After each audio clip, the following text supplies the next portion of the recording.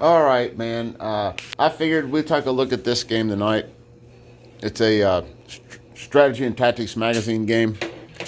This is strategy and tactics issue number 292 from May and June of 2015. North Cape battles in the Arctic, 1941 to 1945. As you would expect, the magazine is full of beautiful maps, gorgeous maps, great articles, and a lot of advertisements. But let's take a look here at this game. It's called North Cape. Convoy battles in the Arctic, 1942 to 1945.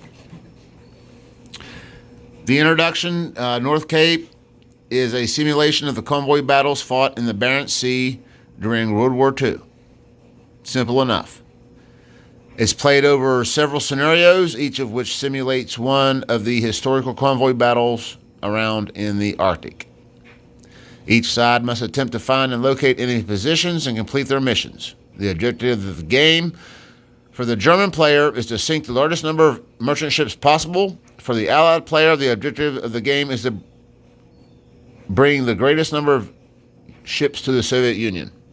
So basically, as the Germans, you want to sink ships.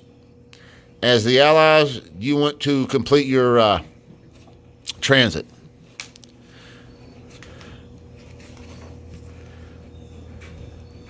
We're going over the game components. Here's a look at the units and the different factors that come into play. Here we go over the sequence of play. It looks like a weather phase, and the weather can be quite finicky.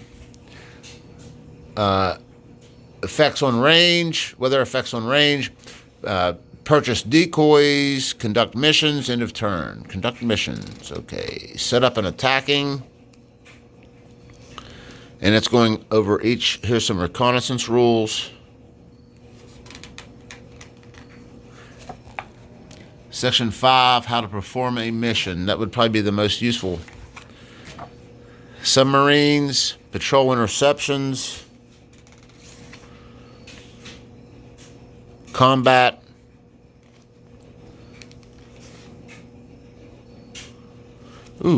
destroyer and anti-airships. That's cool.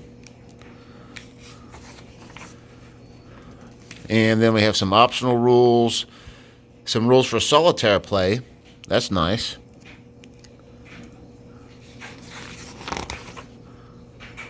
And then in section 12, we'll start the scenarios. Looks like there are 1, 2, 3.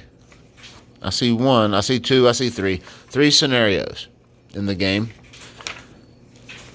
And so the rules only come in at 12 pages. 12 pages of rules. Let's take a look at the map. No. Let's take a look at the counters.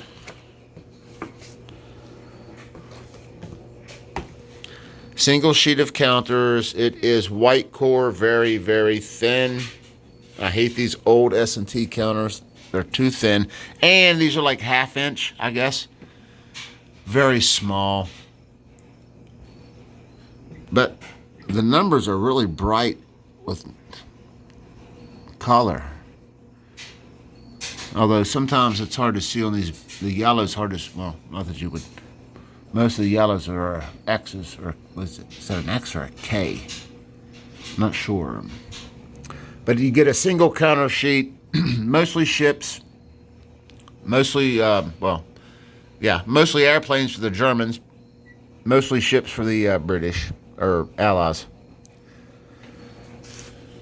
And the map is small hexes to accommodate those 1/2 inch counters. I hate 1/2 inch counters. You know what? When I was a young man, like in my 20s and 30s, I didn't mind 1/2 inch counters. I really didn't care. I didn't even know what the big fuss was. Why is everybody complaining about 1/2 inch counters? Well, as you age, those little 1/2 inch counters are a lot harder to see, and on these goddamn maps, with these little half-inch hexes. Even if you punch those counters, they're barely going to fit in those hexes.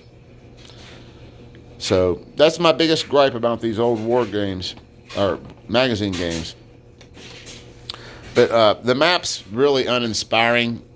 It's a picture of the Barents Sea, map of the Barents Sea. There's some land down here with some holding boxes for maybe ports and airstrips and such. These might be like ice sheets, maybe. Different periods of the year. I'm not sure.